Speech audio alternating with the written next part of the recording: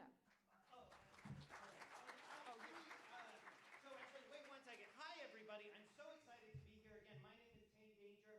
Thank you all so much for being here. So we're going to hear from the 5 people running to be mayor of St. Paul this evening.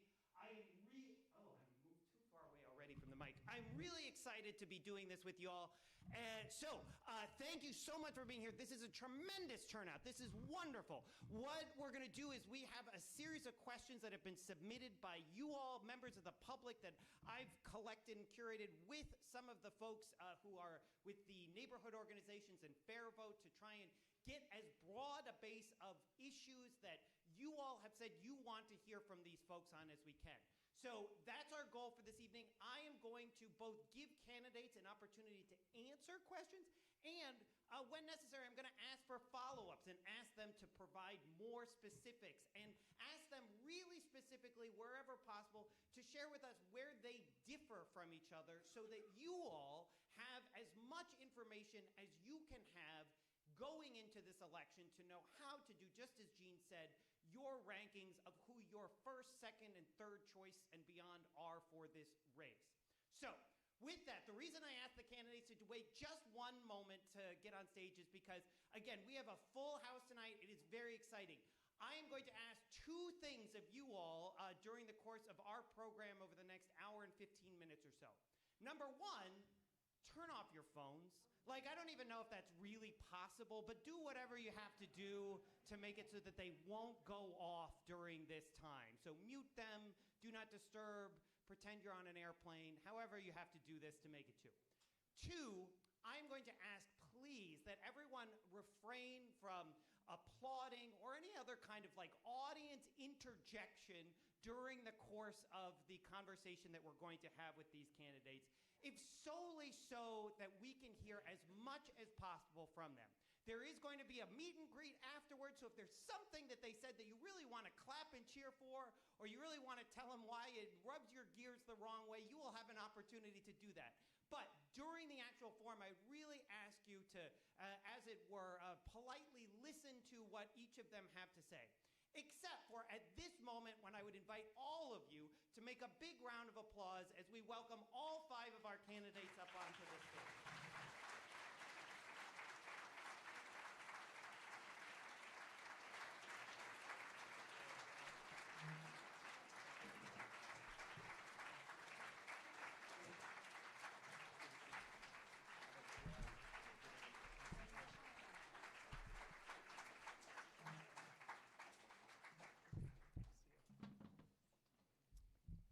Thank you all so much. You also know we have a little bit of a microphone thing here, so we're going to be both speaking into the microphones in front of you and then handing across a microphone for this room. We're going to give each of our candidates an opportunity in 90 seconds to provide an opening statement. And just to frame that, we'd love to hear from each candidate, just moving down the line, why you believe you are the right person specifically to lead the city of St. Paul over the next 4 years. So we'll start right here with Yan Chen. Hello.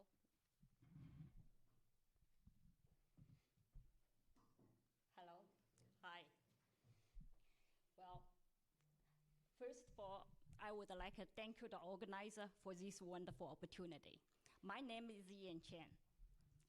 3 years ago, I started to study our city budget and the performance. In these 3 years, I learned a lot. And I think I'm ready to lead the city in day 1. I put my finding and the results on my website.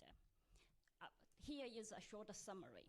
Mr. Mayor, you have been mentioned in multiple forums that it is impossible to lower tax and improve services.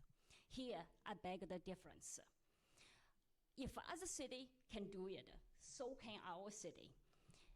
But in order to do that, our city first have to correct a number of mistakes coming from your administration or coming from the past administration. More broadly, actually some of the mistake is actually coming from the state and the federal level. We cannot keep rearranging the chairs on the Titanic. It's time for us to solve the problem at its root cause. As a biophysicist for 30 years, I have the ability to untangle the issue for you. And on November 4th, I will be honored to have your first choice. And if not, I will like to ask for the second choice. Thank you. Thank you so much. Thank you, thank you. Okay, so we are going to move down the line. Good evening, and thank you all for coming out here today. This is an incredible turnout, and it bodes well for our city and for our democracy. My name is Melvin Carter, and I've had the honor and privilege of serving as mayor of this city that I was born and raised in, this city that I love, for the last 8 years. I tell my wife that I have the best job on the planet, and she says, well, you picked the wrong 8 years to do it, because it's very clear that we've been through a lot of crisis, and we've been through a lot of trauma.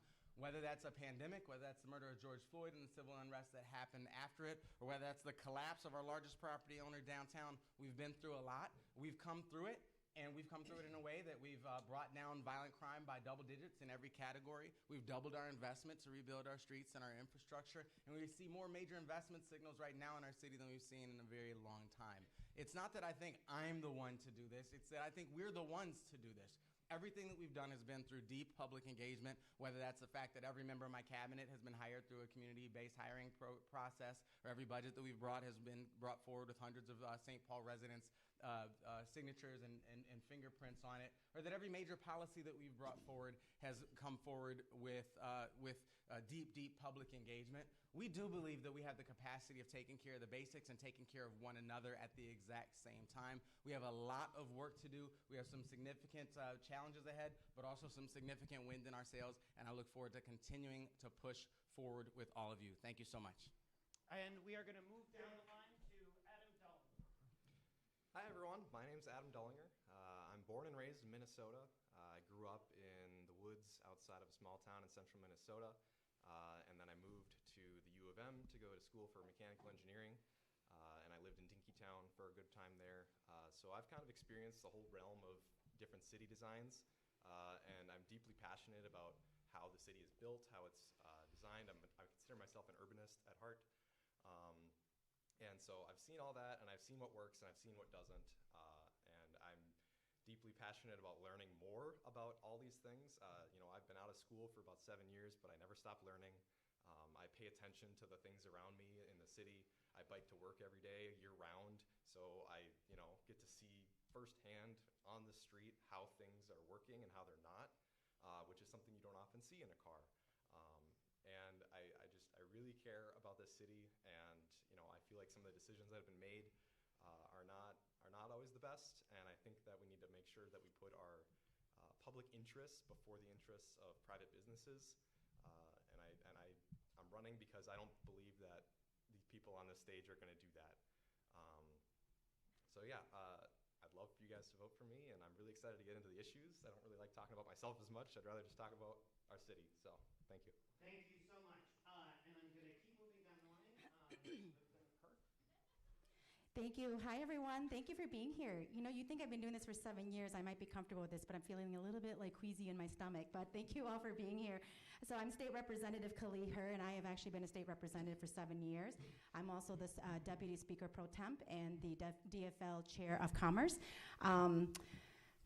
Where I am today, my ancestors could have never imagined. I was born in the mountains of Laos in a bamboo hut. My family fought in the secret war, and we made our way to America in the 70s. My family has deep roots here in St. Paul. I grew up in Wisconsin, but I came here in 91, and they came here in 91, and so we've been here since. And when I think about what this country gave my family and what it did for us in allowing us to break the cycle of poverty in one generation, I think about the people and the resources and the city that allowed us to do that, the tools that they give. We received 3 of those $1 houses that the city gave away, which is how our family began to build wealth. And so I know that our city today is not the same city it was decades ago when my family was able to do that. And so that is why I'm running to be your next mayor. I often think about what Melissa Hortman used to say to us as I campaigned with her for 2 cycles across the state, is that these seats don't belong to us, and that we have to earn the right to represent all of you, and that I have a vision for what my city should look like, and in that I will be building affordable and abundant housing, a thriving economy, having safe neighborhoods, and defending our neighbors from what is happening at the federal government. And so I'm asking for your vote and your confidence to lead this city for this next term. Thank you so much. Thank you. And finally, Mike. Thank you. Big crowd tonight. This is awesome. Let me just tell you a little bit about who I am, and then I'm going to say why I think I might be a good choice. So my name is Mike Hilborn. I've lived here for 42 years. I raised my 3 sons just down the street on Niles Avenue. Started my business 30 years ago on Niles Avenue, out of my garage, kind of the classic story. I've had my business in 4 different places in St. Paul over those 30 years. Right now we're down on West 7th Street across from the Schmidt Brewery. We're a second chance employer. I hire a lot of men and women that either have been incarcerated or in recovery. We start everybody at $25 an hour, and everybody gets health and dental and 401k if they want it. I think what we need to turn the city around, and we are in a serious situation here. I don't know how many people saw a precarious state the other night, but St. Paul is right there with that situation. We have a serious financial problem. We have the highest sales tax in Minnesota. We have the highest property taxes in Minnesota. And when you're the most expensive place to live and you're the most expensive place to do business, people leave. St. Paul is one of 5, of the top 5 cities in Minnesota. Only one of those 5 have lost population, and that's St. Paul. Over 500 businesses have left St. Paul from 2020 to 2022, and that's not going to slow down, and it's not slowing down. We have to lower taxes. Have to. Don't want to. Have to.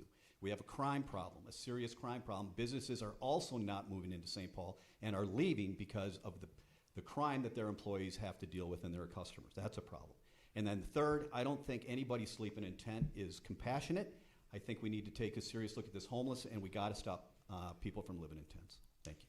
Okay, thank you so much. So you actually teed up, several of you talked about property taxes as one of the issues, which was something that we got numerous questions about. And so I will begin there. I have a question here from someone who I believe is here this evening, who talks about, I grew up in St. Paul, I love being here, I want to stay here. However, my property taxes have gone up as a homeowner, and I am worried I am at a point where my home will no longer be affordable because of taxes. Realistically, what can you do as mayor to help alleviate this issue? And I'll start with Mike down at the end. So we absolutely have 60 seconds, I should say. By the way. Okay, thank you.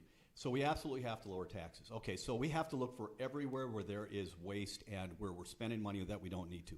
I do not understand why we are building a $120 million bike lane for 4.5 miles going from one side of Mississippi to the other down Summit. We have a bike lane. If you've ever driven down that road, it's a wonderful bike lane that we already have. And we're going to lose 1,000 trees. And you talk to the citizens on Summit Avenue, and 80% of the people in there, and I grew up in Highland Park. I consider Summit Avenue like my street. I love Summit Avenue. And why? Why are we building that? And then why aren't we getting the answers to why we're doing this? I don't get it. And then I think, okay, well, this is something very, very aware to all of us. I'm sure most of us in this room know what I'm talking about. Okay, so what are the things that we're spending money on that are hidden, that we don't know? We're the highest property tax, highest sales tax in Minnesota. That means there's room to cut because we do not need to be the most expensive place to live, the most expensive place to run a business. I'm going to give you another 30 seconds. I hear the example of the Summit Avenue bike lanes, which I promise we will get into. Are there other specific cuts that you are proposing that would actually lower people's property tax burden? Okay, so as a business owner, you don't always know what you get into. I run like 6 different things in my company, and the whole idea is to keep the guys working year-round. So we're a power washing company, spring, summer, fall. We're a snow plowing company in the winter, and all kinds of stuff. We're coming up on $1 billion in fraud in the state of Minnesota. There's a new example of fraud that comes out about every week. What's going on? We know it's not just Minnesota. It's everywhere. We have to find it and get rid of it. So I think there's a lot of money. When you're the most expensive, there's going to be lots of places to eliminate waste. Okay, I'm going to move back down the line, Kelly. Thank you. This is actually a really important question because not only do we have to look at how we might alleviate property taxes, but we have to start looking at new revenue sources. We can't keep relying on the backs of our residents in order to generate the funds and to run our city's operations. So one, I think that is looming funding cuts from the federal government and from state having a fiscal cliff, and with the counties having their services needed to be cut, that we have to actually take really hard looks at what we're doing. We have duplicate services when we think about libraries. We have libraries in schools, we have libraries in county libraries, we have city libraries. We also have after-school programs with Parks and Recs, and so nonprofit partners like the Santa Foundation or Twin Cities Boys and Girls Club. There are many partners who also do some of the similar things that the city does. We have to all get down together and say, where do we have duplicate services? Where it is, then we can say, for these next 3 years at least, that we have to tighten our belts, and what might we have to do to streamline some of these services to save some money. I said the last thing is that we have to generate new revenue sources, and I have an idea around an urban wealth fund that's been successfully done in both European and major cities in Asia, and that we have prime opportunity here to leverage our own city assets in order to generate new revenues to alleviate the cost of that in the backs of our residents. Okay, this might be wildly unfair, but can you explain that concept in 30 seconds?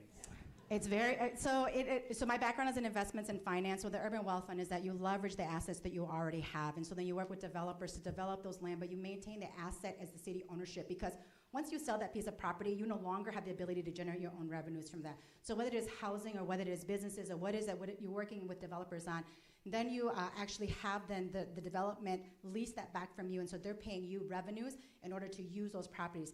The city right now, on the city's own website, has 30 parcels of commercial property. I pulled this right from the city itself. We also have 1,600 vacant properties. We can start with the properties we already own and be able to set up a fund. We can also have, in this fund, have partners such as our sports teams, such as businesses that are here to contribute to this fund, so that the revenues generated from the interest of that can be used in order to also offset the city's resources. Thank you. Adam Dollinger, just as a reminder for both you and the audience, both here and at home, this was a question about, are there ways to relieve the property tax burden on homeowners and property owners in St. Paul?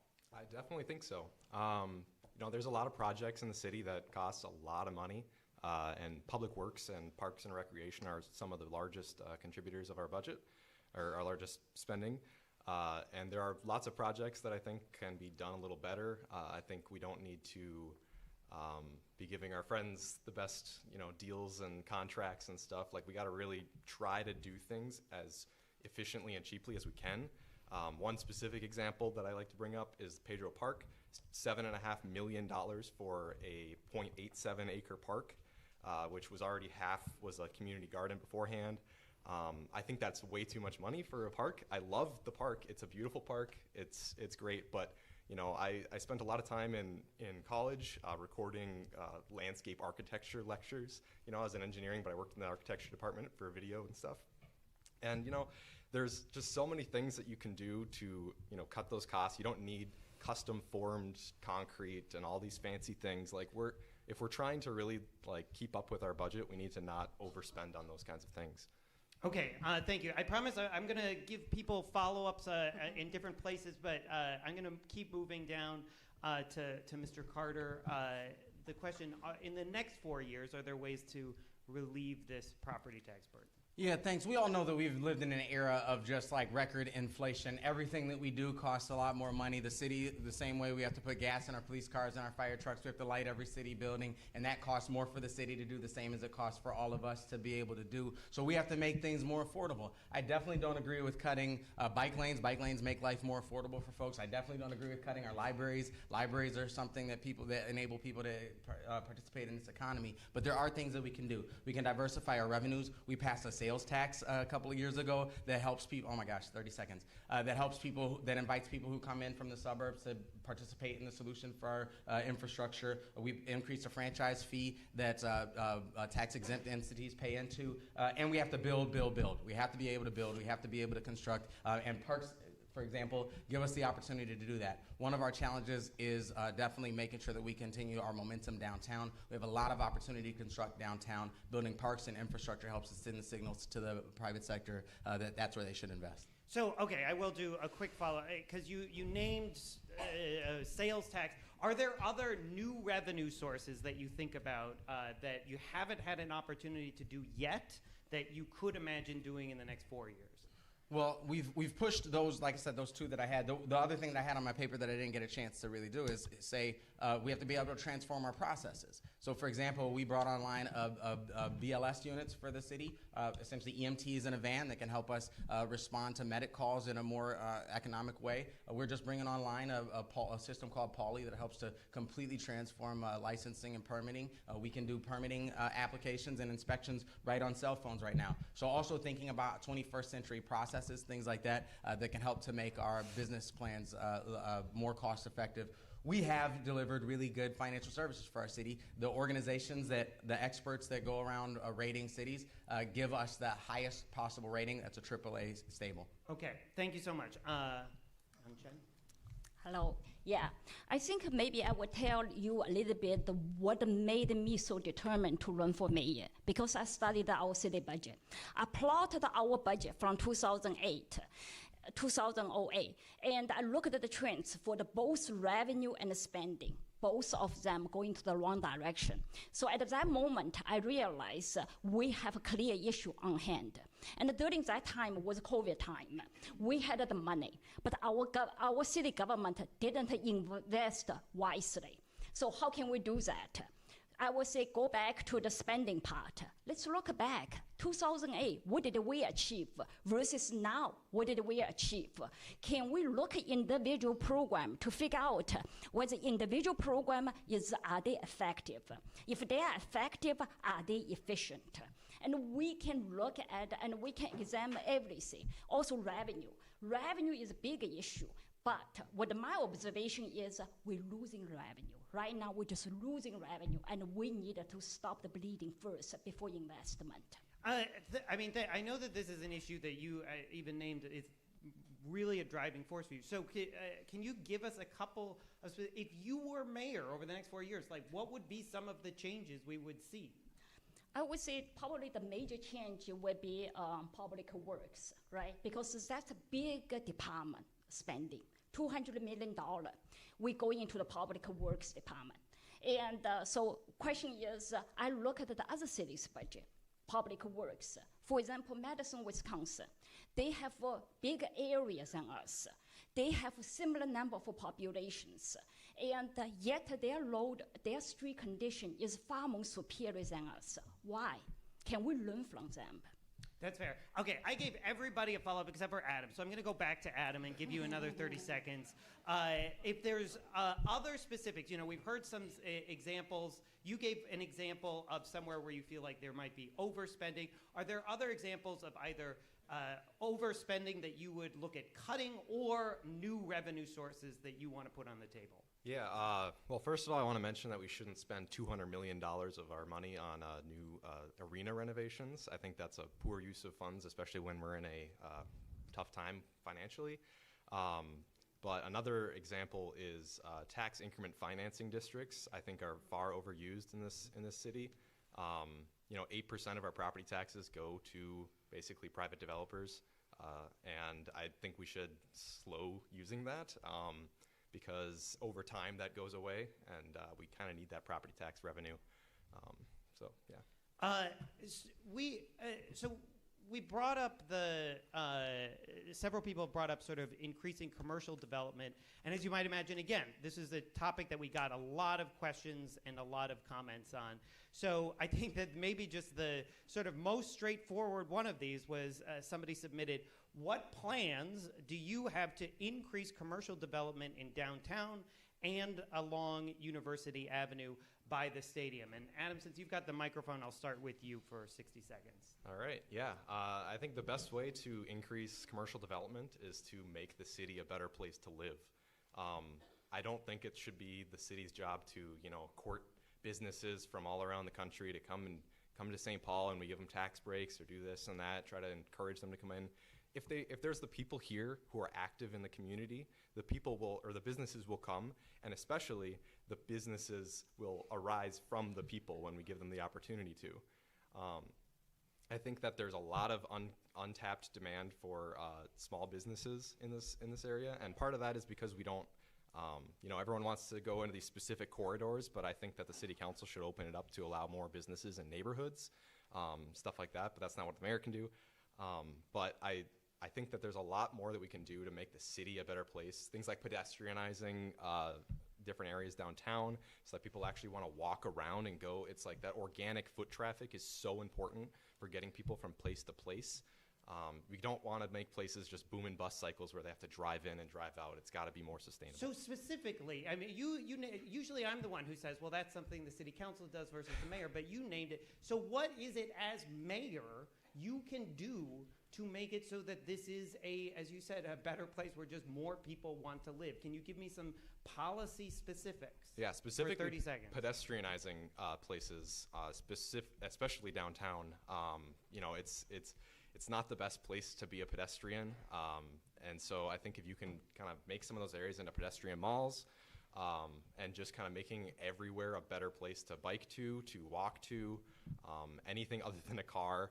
I think we've prioritized cars for long enough, and those are kind of the direct things, because through the Public Works Department, you have control over the design of the streets, and I think that's extremely important for us to make a change towards, because I don't think we're making enough effort there. Okay, thank you so much. Kali Her?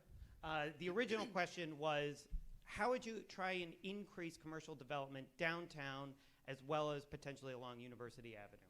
I think that this is a really important question. We've knocked thousands of doors in our campaign here. I knocked doors personally. One of the biggest issues right on top of property taxes is businesses in St. Paul, and businesses shutting their doors and businesses not wanting to come here.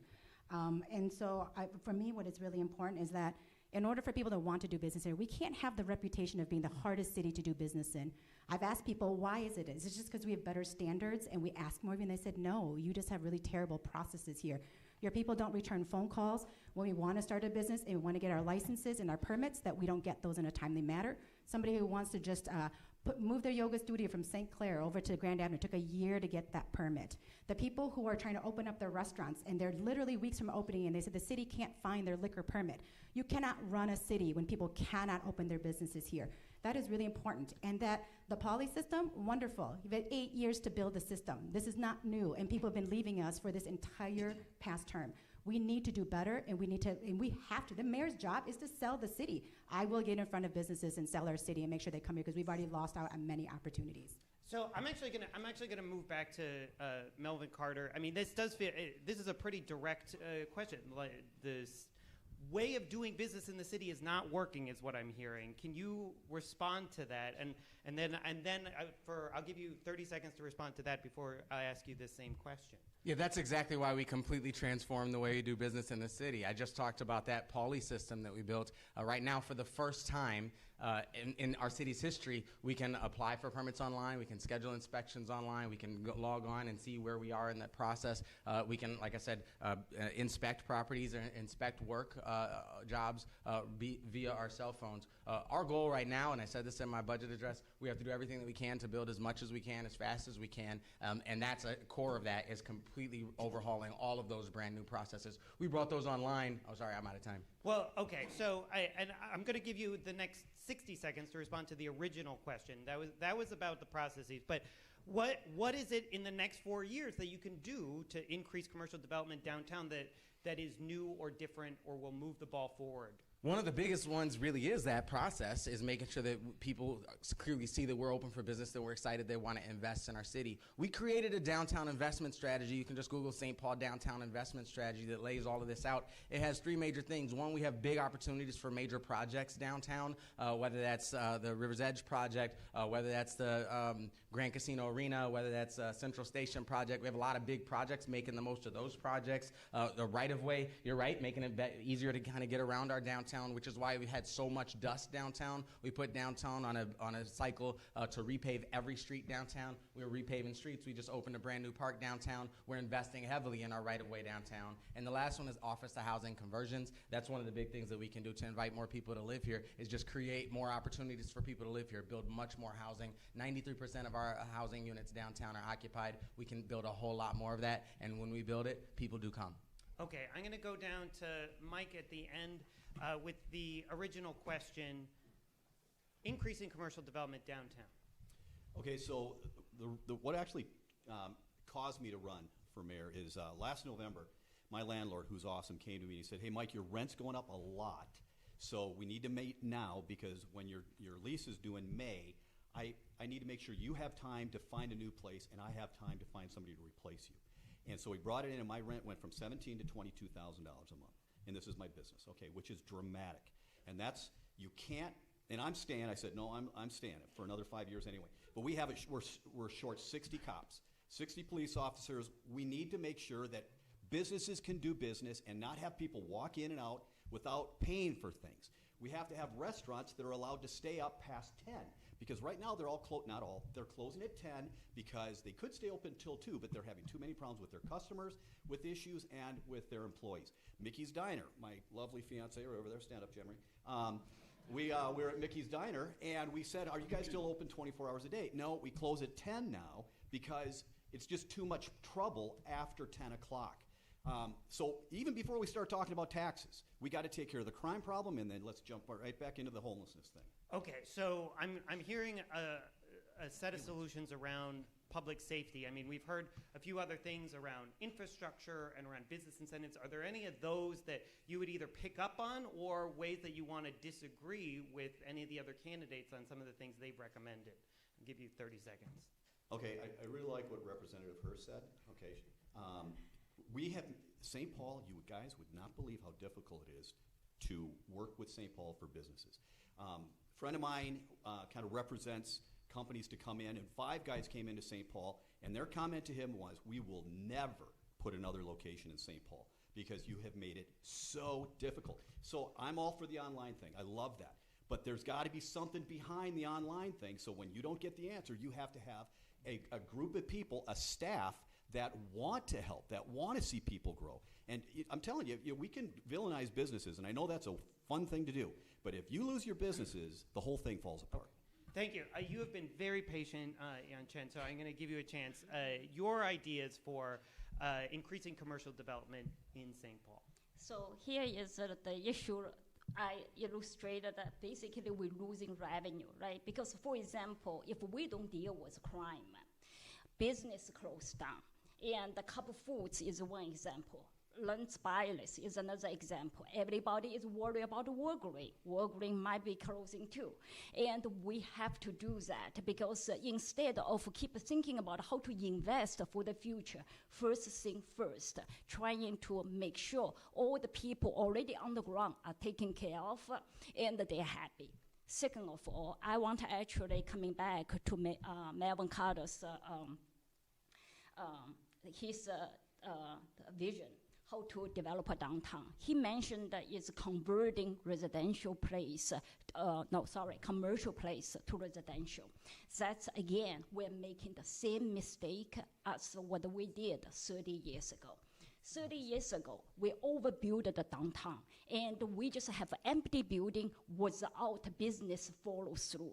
Again, we're doing the same thing. Right now, we have 9,000 residents in downtown. They have no place to go. If we cannot make this happen, I wonder how can we do the things differently.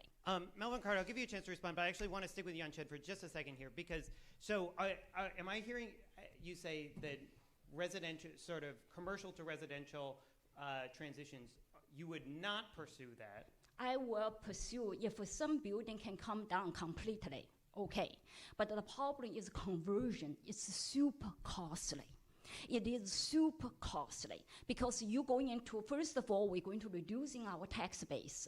Second of all, it is also very cost ineffective. We have an example of Landmark Tower. Mm-hmm. This is the best building to convert in downtown. And yet we spend $60 million. 20 million our city funding, 20 million from the state, and the 20 million from federal. This shouldn't happen. Thank you.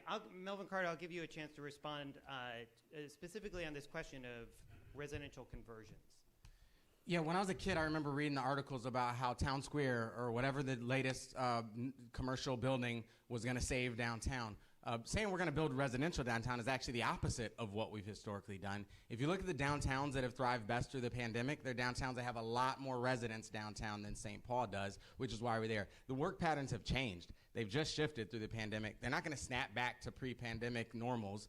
We have to be ready for that. And building a significant amount more housing downtown is at the core. Two of our most urgent challenges right now are continuing our momentum downtown and building more housing. We put those two things together with converting office space into residential.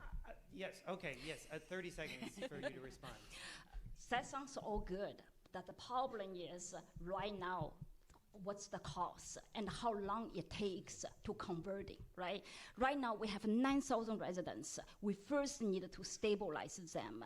And the second question is, can we still bring business to downtown? Because when you have so many residents, yet you don't have anything to do, what are we going to do about it? So yes, I have nothing against what he said, but the question is how is really a bigger question. We cannot using our future property tax to pay for today's development. Okay, thank you. Yes, I'm going to come down to Kali.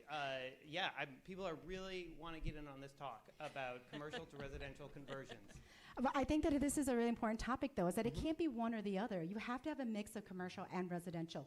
But it can't be the same type of commercial that we've had in the past. Like, I actually engage with the arts and culture community to say, like, how do we build a downtown that actually resonates with young people who want to live life experiencing things? Because you can build a bunch of residential. Like, I just happened to be in Mears Park the other day, and I talked to a number of people who were living down there, and they said, there's nothing to do down here.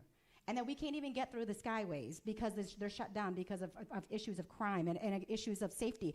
And so, like, we can't have this conversation without understanding that it can't be built it has to be built with a vision of all of it together, of how do we have the best mix of both things. But we have to build retail and commercial for a new generation of people, not those big department stores that we might have had in the past. It's just not going to work. And so I've had a lot of conversations with developers, with partners, with individuals who have ideas about how we can incorporate all of these pieces into our city so that we are an experiential city, not just a city that you're supposed to live in. And I'm going to try and do this not even as 30 seconds, like 15 seconds.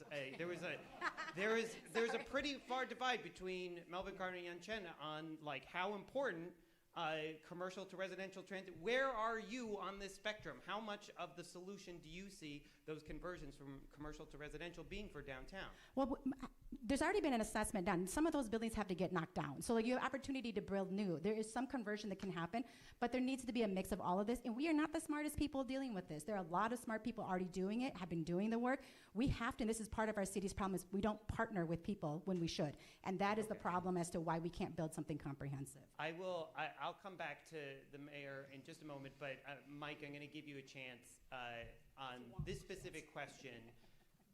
Commercial to residential, where are you on this spectrum? We want to be commercial anytime possible. The reason is the commercial businesses pay 3.6%, something like that, for property tax. Residential is about 1.2.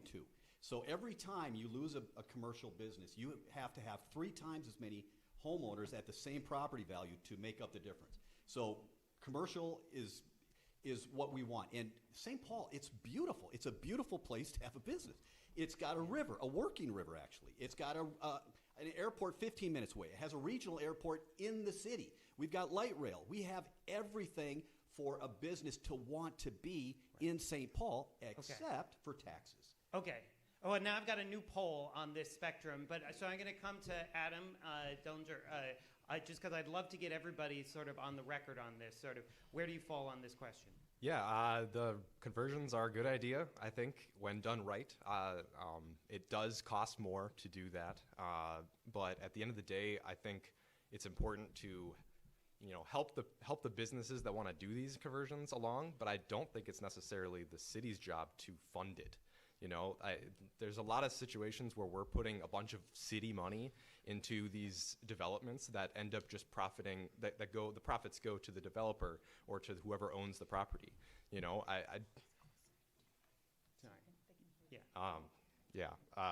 So I just think that we should be helping them along and guiding that discussion, but I don't think that the city should be the one that's kind of funding it unless we're going to get the benefit directly and actually, run those buildings ourselves. Okay, got it. I feel like if I appreciate it. If you all thought you were coming out for a long conversation about commercial versus residential property tax, you're welcome. So I'm going to move to, we were bringing up public safety, and there was a comment that Mike Hilborn made he said the city is short 60 cops, and I saw a couple of people make sort of faces at that, and so I want to give an opportunity to dive into that. And we had some questions here as well about what solutions are available in terms of preventing youth from getting involved in violent crime. And so I realize that's a large can of worms. Melvin Carter, I will start with you. Can you respond to this note, this suggestion that the city is short 60 cops? If it is, how does it come up to the amount that you would suggest? And what other public safety pieces would you recommend? Yeah, we've got a budgeted sort of number that we've always kind of fluctuated up and down. And when I came in mayor, it was like we had one police academy a year, so we get there and then we drop and we go up and we drop. We are about, I think in a couple of weeks, we'll start our third police academy this year. So we kind of end up kind of hovering kind of a little bit more stable there. I believe there's 30 or some police officers there, so that'll be incredible. But the real question is, what is public safety doing? We've had 8 homicides in St. Paul this year. We've had 8 homicides in St. Paul this year. Every single category of violent crime is down by double digits right now. Every single category of violent crime is down by, that's shorter than I thought. Every single category of violent crime is down by double digits right now, and that's because of some really incredible work by our police officers working in partnership with a lot of the infrastructure that we've built through our Community First Public Safety Framework. That gives us a space to really focus in on our opioids and fentanyl issues and quality of life issues that you're already seeing in place in our downtown and also along the University Avenue corridor. Okay, Mike, since this was your question originally, I'm going to give you next. You named this, and you've named public safety as one of your top issues. So what would look different if you were mayor? So the Grand Old Day Parade earlier this year, I went to that Walgreens because I was short a ruler. And I talked to the manager, and I said, hey, how's the crime down here on Walgreens on Grand Avenue?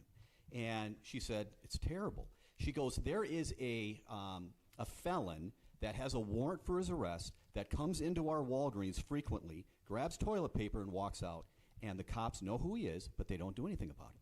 And see, and that's what's happening. We're not holding our criminals accountable. So there was this other example where this guy was walking down West 7th Street, broke a whole bunch of windows. The next day, he's right back on the street. And Casetta, and I think that's what I would do, he left that to be plywood for about 3 months, which we don't want that. But he's trying to make a statement. We have to we have to have the right number of cops, and we can't vilify them and make them bad guys, okay? So thank you for doing the 3 different academies. Fantastic. We got to get up to that full number, and then they need to be on the street. They need to be on the street and interacting with people, and when we catch a guy that's breaking the law, there's an accountability to that. So I want to, those are powerful anecdotes, and what is it that you specifically as mayor would do differently to change that? I would be on TV every single day whenever we set somebody back on the street that should go to jail. If we have a judge that doesn't want to hold people accountable, I'm going to have my own primetime 5-second blurb on one of the channels to say, hey, this has got to stop. Good enough? Sure. I am going to move along. Kali, on public safety, how would public safety look different if you were mayor? Yeah, so I want to just acknowledge that there is a shortage of police officers, but this is an issue across the state. As a state legislator, I actually worked with all of my chiefs, whether they are for state patrol or our county sheriffs or the city, our police officers, is that we had to actually change sort of some of the standards around policing so that we could have people who might want to have a second career in law enforcement for them to be able to transition. There are some pretty strict standards about how you can, who can be in law enforcement. And so this is not going to be a St. Paul itself solution. We're going to have to continue to work with the different levels of government who have different levers to pull in order for us to say, do we have the right policy in place to be able to attract more people into law enforcement?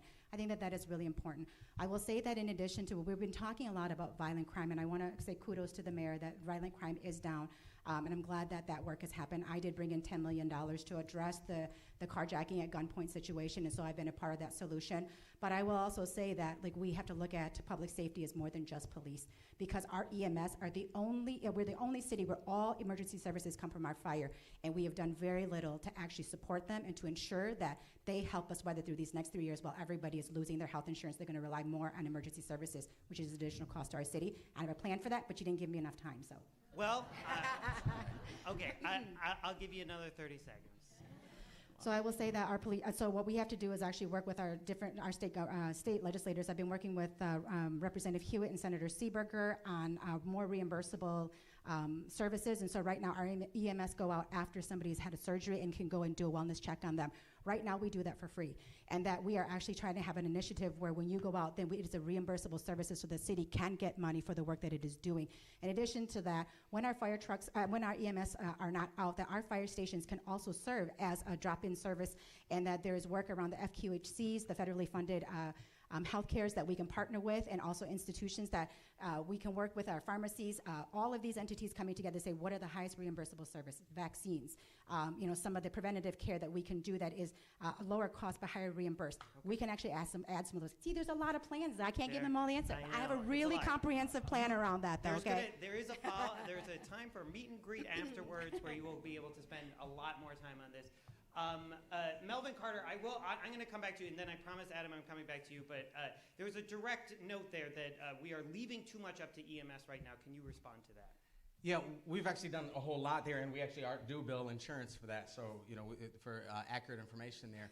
We've actually built, and I mentioned before, the BLS system. So when I became mayor, for example, if I trip and fall and sprain my ankle on my way down the stage, a whole ambulance comes and responds, which means that ambulance isn't available for other calls, which also means a whole fire truck isn't available for other calls because those same drivers would be on that fire truck as well. We created an EMS system, which is essentially EMTs on a van to respond to those lower acuity calls, to be able to do that so that we can be able to respond to those lower acuity calls and keep that. That's part of one of the examples that I was saying about making our business models more cost effective. Kali, yeah.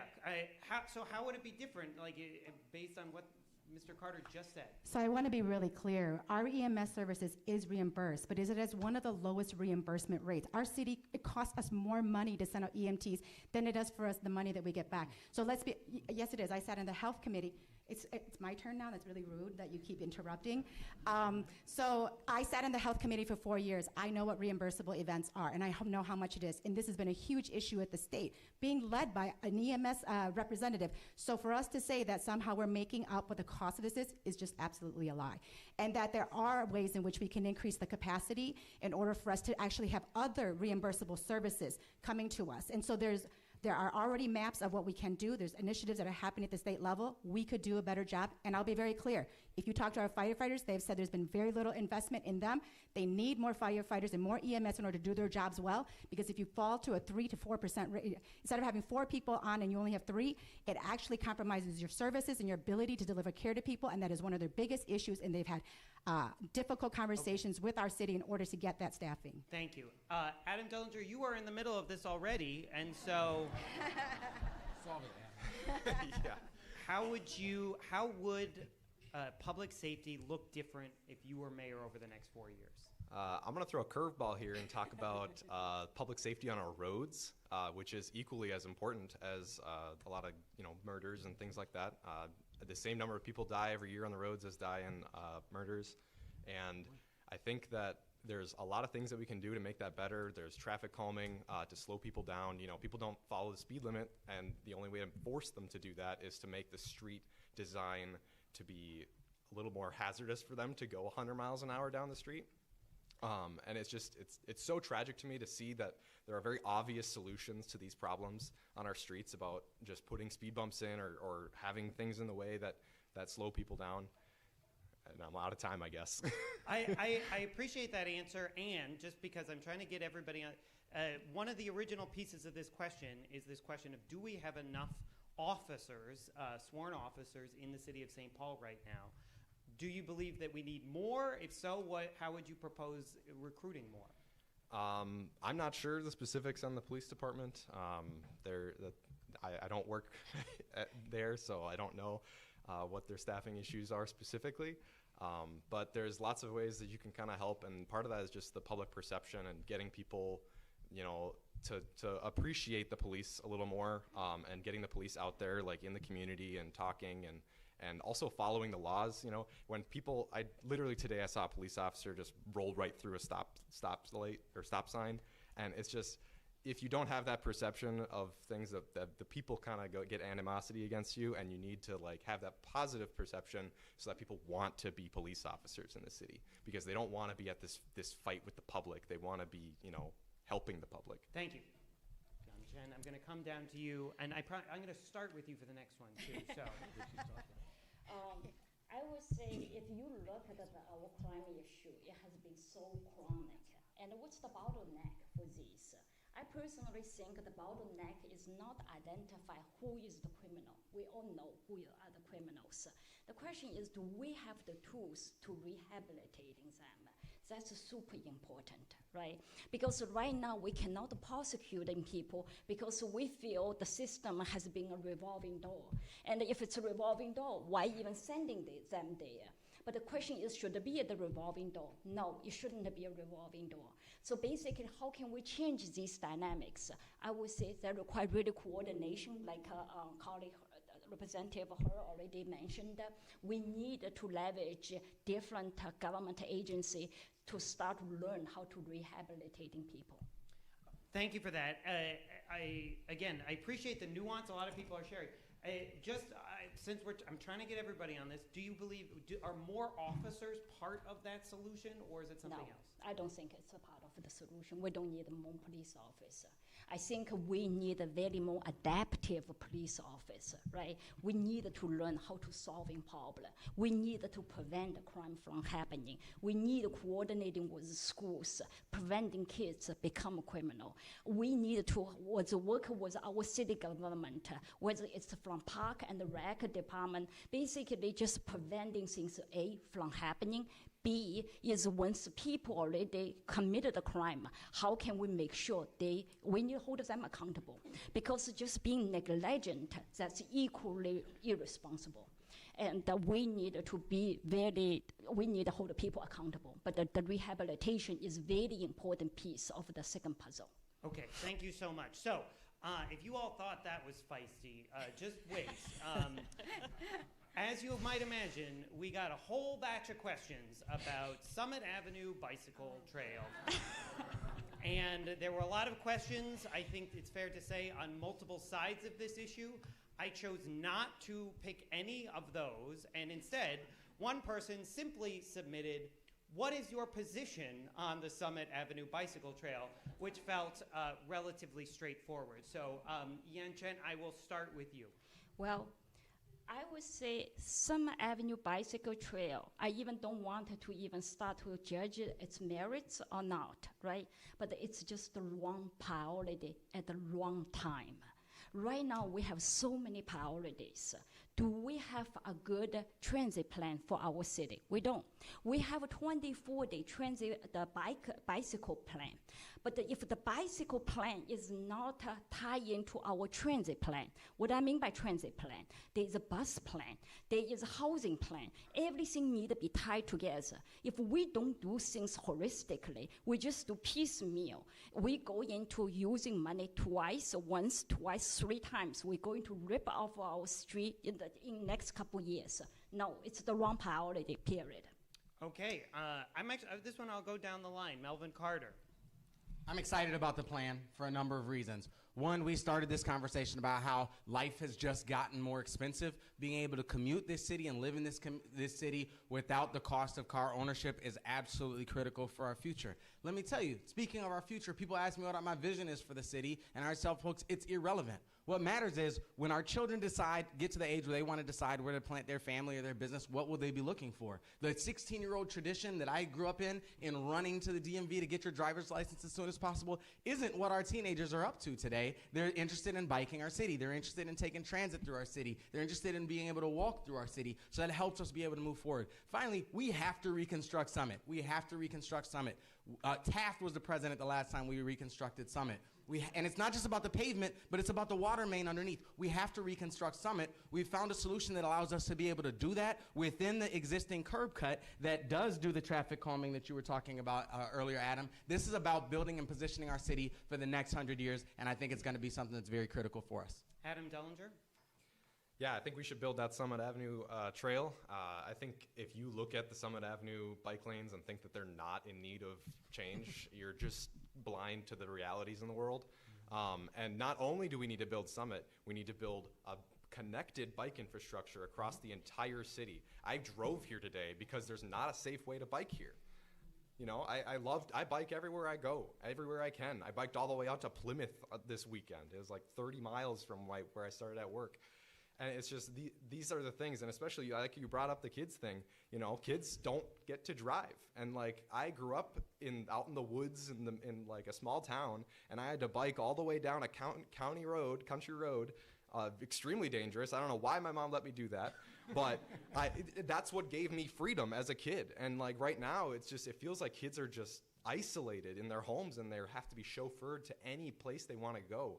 And part of that is just because it's dangerous. Parents don't want to have their kids go biking on that county road. It's dangerous, and they don't want their kid to die. And it's important to have that be a safe infrastructure across the city, and not just when we're going to be rebuilding a road for cars, too. Callie Hart. So I say that the question being asked is flawed, because you're asking me to make a decision on a planning from a group of people who I think handled it very poorly.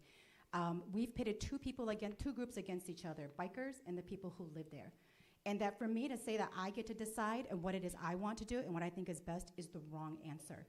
And that when a city is invested in groups of people fighting so that they never have to take responsibility for the flaws of why now these groups are fighting so vigorously, and that while people are dying in our cities, people are using emergency services, that people don't have housing to live with, that this is the most important issue that we got multiple questions on. I think that we are flawed in what we're asking here, and what we should look at is, why is this the only street that doesn't have infrastructure? It's been from the Taft years. I mean, Marshall is the better connector between Minneapolis and the downtown. And yet, they have old infrastructure. Is it because we don't care about low-income communities and black and brown people who need their infrastructure updated? Like for me, looking at bike paths means we're looking at equity.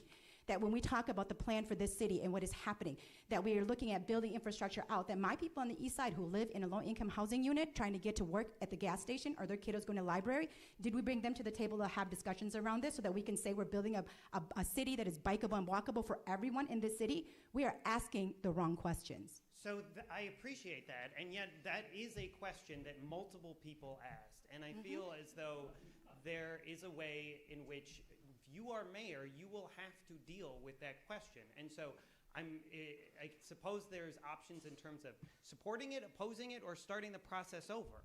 So what I will say is that even before I decided I was going to run for mayor, the city residents were coming to me at the state asking me to look at this. So I pulled people together, and I also asked the city departments to come talk to me, and they could not answer my questions. When I said, why was it designated as a regional trail?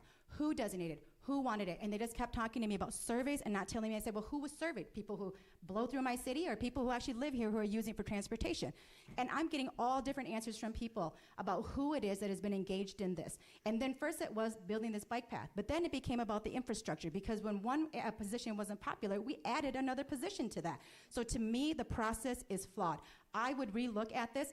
I'm not going to say I'm going to scrap everything that is done, because it would be a waste of taxpayers' dollars in order for us if there's already been dollars committed to it. But what I will do is somebody who will look at the project and reevaluate it and make sure that if we care about looking at our biking and our walking with an equity lens, that we really ask ourselves the hard questions to do that. Do you concur that the street does need to be redone? All of our streets in St. Paul need to be redone. I will, Mr. Carter, I'll come to you, and then I promise, Mr. Can I just say, though, that when I hear somebody next to me telling me it's a batshit answer, it is so disrespectful to the fact of that. These are real issues, real things that people in our city are experiencing.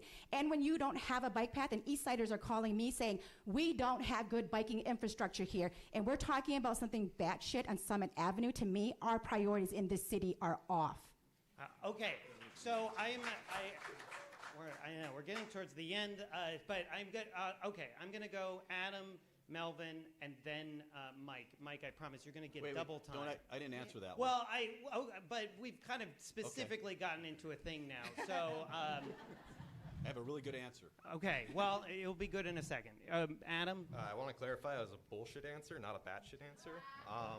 Sorry. I'm gonna just ask. Like, we are very close to the end of this. I have a pretty good track record of if we can just maintain civility for the next 8 minutes. I'm just saying, her whole point is to dismiss the Summit Avenue as like this equity thing.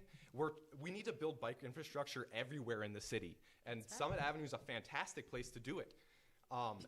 It's like very central. It's a good thing, and there's lots of bike trails that we need to do all over the place, and we can do all that. And I do agree that the streets need to be drawn. I'm saying it's a bad answer because it's just dismissing the issue entirely.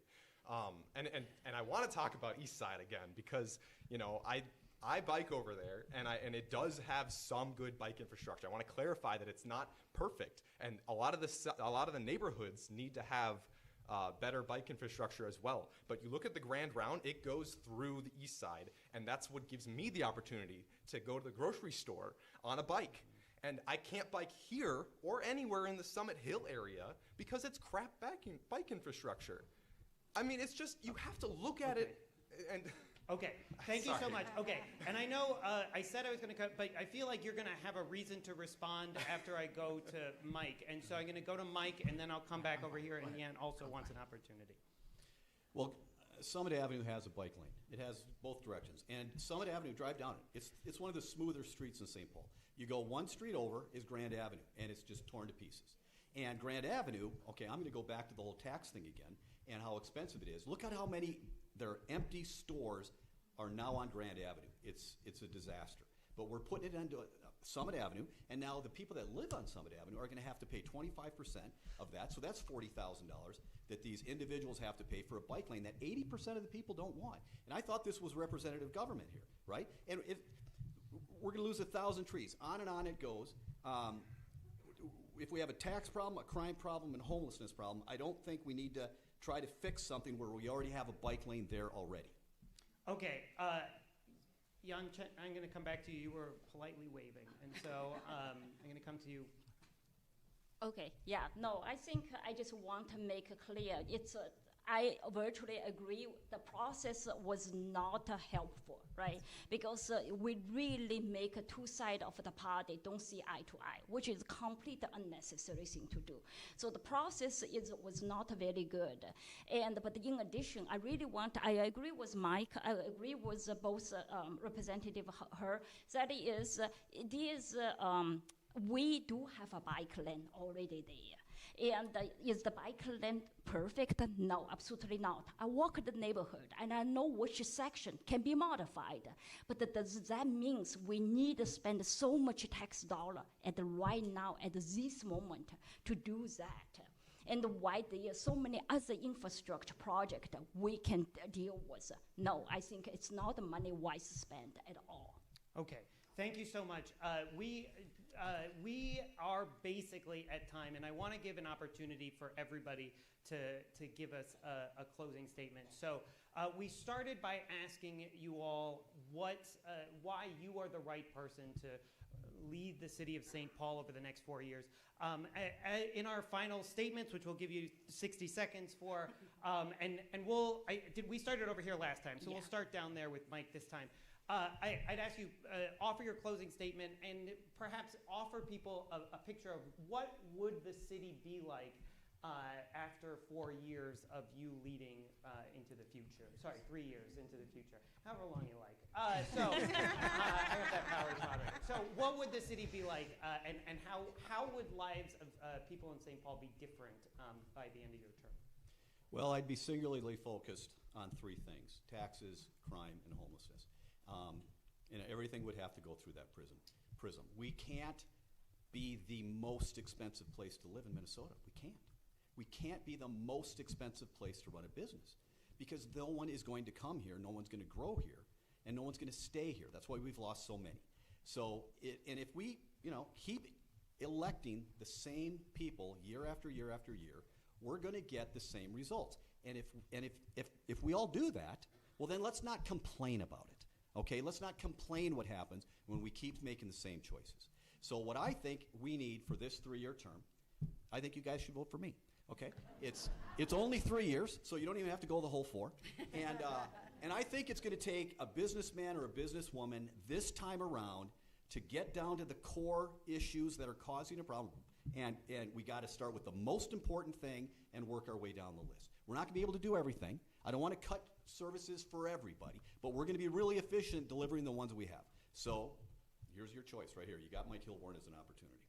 Thank you so much. Golly Hurt. Thank you, everyone. I think that I am the clearest choice for mayor. If we went back to the diversifying our revenues, I was the only one who brought an idea that did not have to do with taxes. That what has been brought forward has been either, if it's not property tax, it's another tax. I am the only one who brought in an innovative solution to this. I'm also the only person who said, where's their duplicate services, so that we can say, because it's not going to be forever. We are going to have to tighten our belts for these next 3 years because of not just our city, but the threat from the federal government, our school districts, our county, our state, all of us. And so then we're going to have to work together on that. And I am the only person who has actually made laws at different levels of government. That I know that the city cannot solve the problems in front of us by ourselves.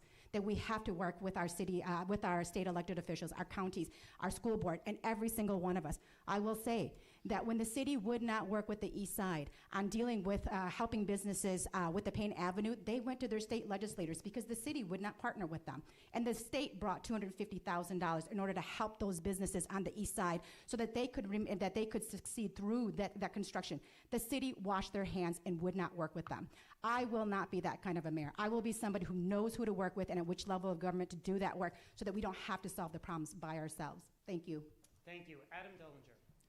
Hi, I think I'm up here and I have the best knowledge of actual urban design.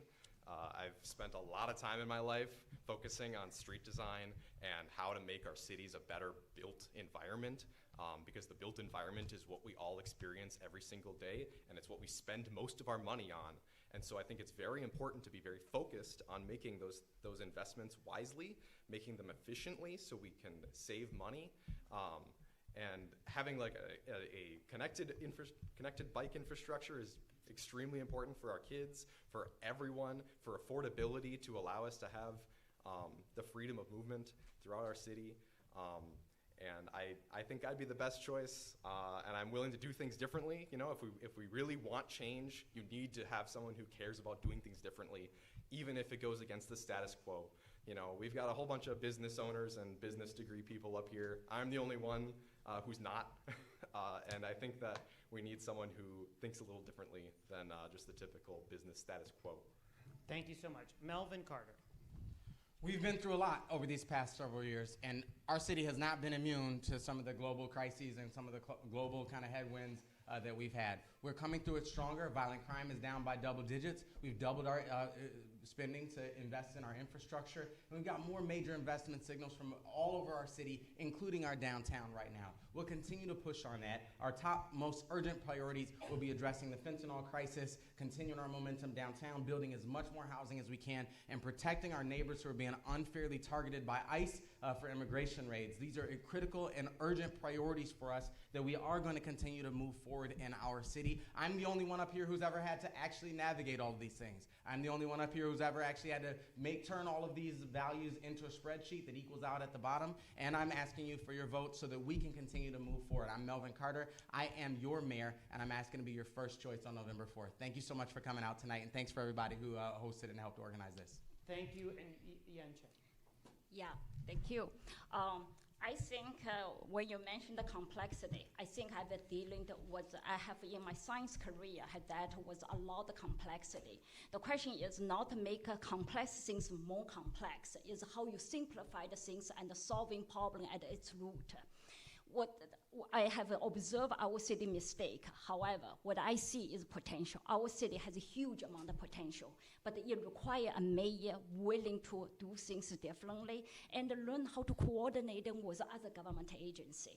We cannot, I don't have a magic, right? I promise a lot, but in order to deliver all these, I think the only way to do it by strong coordination, by trying to do things effectively and efficiently. I think 3 years from now, I hope your life will be much more affordable. Older people has a place to, they don't need to worry about their fixed income. And young people has more home ownership. Without this, we wouldn't unlock the opportunity for young generation. And we need to do that effectively. Thank you so much. This is a moment where I would invite everyone here to please do a round of applause for all 5 of these candidates. Thank you. Thank you. Thank you very much. So, just as a recap, a reminder, as you all know, St. Paul has ranked choice voting, as we heard at the top. Now, one of the great things about this in St. Paul is that you get up to 6 choices, and you've only got 5 candidates, which means you can rank all 5 of these people in the order you want. I know that there's sometimes confusion or people have questions about ranked choice voting. You have the greatest asset ever in the fair vote folks who are here, Gene. But the bottom line I always encourage everybody is it's pretty simple. Rank the people that you want to be mayor in the order that you would most like them to be mayor. Just think about who you most would like to be mayor, who is second, and who is third and fourth and fifth for you, and put them in that order on the thing, and you will have a great election day. So with that, I want to thank you all so much for coming. This has been a tremendous turnout. I am delighted to have gotten to be part of this. Thank you so much to all of our partners with the neighborhood organizations, to all of our media partners for recording this. Our candidates will be sticking around until at least 8:30 to answer questions in this room and the room next door. But until then, thank you all so much for coming out tonight, and please, please, please vote by November 4th.